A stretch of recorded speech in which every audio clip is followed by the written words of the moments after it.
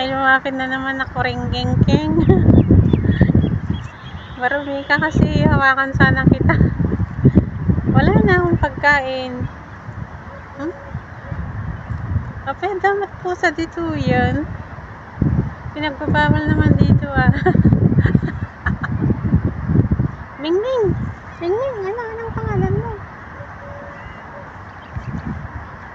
Pinagbabawal nila ang pusa dito sa Katara. May nakaligtas. Siguro wala na siyang makain. Ang dilim. Nagpapainit na yung sikyo kasi alam nyo guys, lumamig na siya. Hindi ko pa sinuot yung isa akong damit.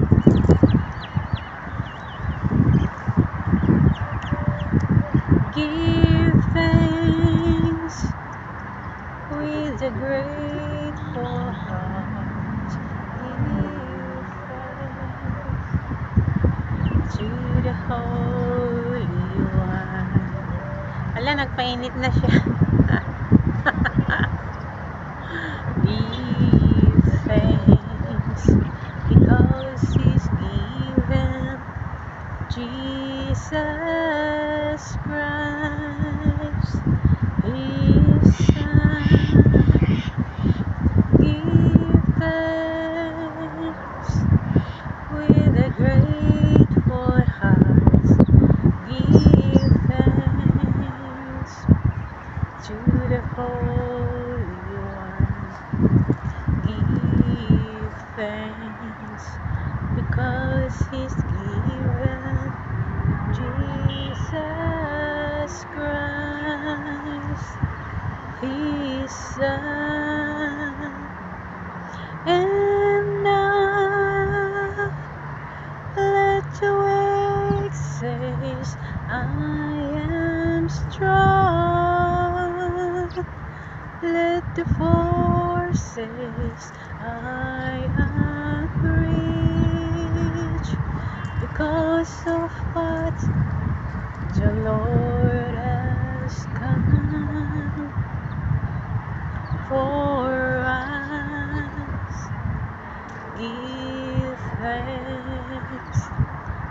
Ganyan ang ginagawa ko guys pag may mga bagay-bagay na naisip ako, and then pag may free time ako, nagkakanta ako ng mga worship song. Wala rin naman kasi akong content kasi hindi naman na sagabal yung pangit nating boses para hindi tayo magkanta kasi lahat naman tayo may free, binigyan ng Diyos ng dila, bunganga para kumanta. Kahit hindi maganda ang ating boses, kakanta-kanta lang tayo. And now let the weak says, I am strong. Let the poor says, I am rich because of what the Lord has come. Hindi ko memorize. For us, give thanks has come for us. Give thanks. Marami nang parating paakyat. With a grateful heart, give thanks to the Holy One. Give thanks because He's given Jesus Christ, His Son. Give thanks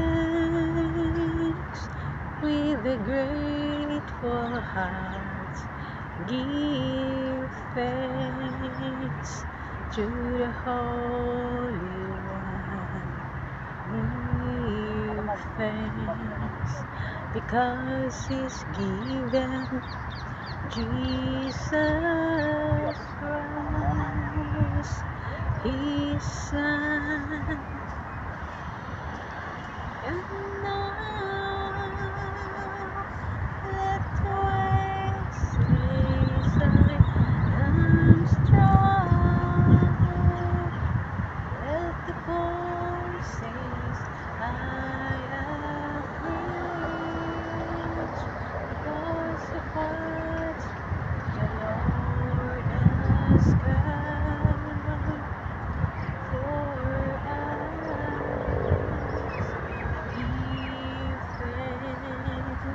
ganyan lang guys, kanta-kanta lang tayo ng worship song, praise and worship, ganyan, kahit paulit-ulit hanggat okay yung feelings mo, baba yung feelings. Yes, actually wala na rin akong may content kaya siguro nagkaroon na rin ako ng time na nakanta-kanta niyan, pero lagi naman ako kumakanta-kanta sa bahay. So ayan, tayo'y magsaya at purihin siya. This is the araw-araw ng Diyos, araw-araw ng Diyos. Ay, ano ba yun? This is the day that the Lord has made. Pero alam nyo guys, this is the day that the Lord has made. It's not only, hindi lang natin i-apply sa Sunday daw. Kasi ang pagpuri daw sa Diyos ay araw-araw. So, wala siyang sinabi sa Bible na magpuri lang sa Diyos sa Sunday or sa Saturday or sa kung ano-anong pang araw na talagang araw-araw tayong magsimba sa Diyos. Yan yung mga naririnig ko at natututunan ko na na Bible study or Bible exposition ni Brother Guy.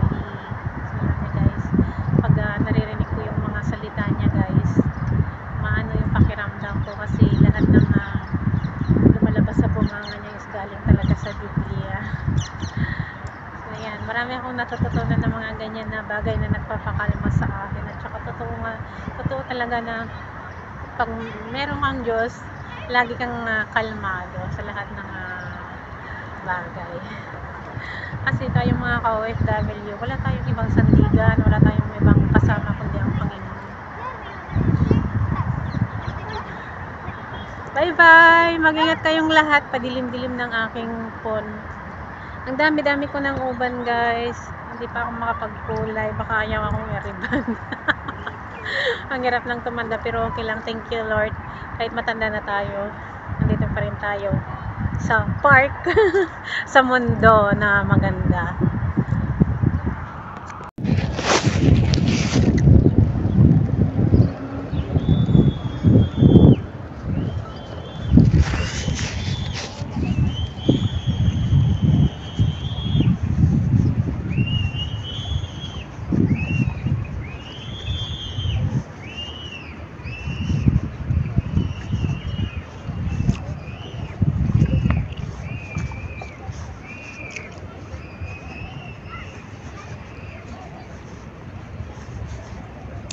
Papalabas na ako guys.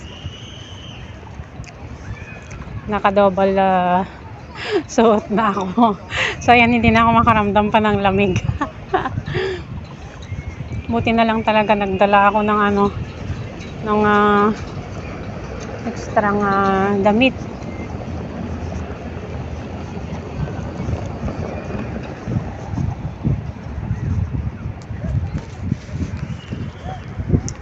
Wala, may nag-iisang baby doon.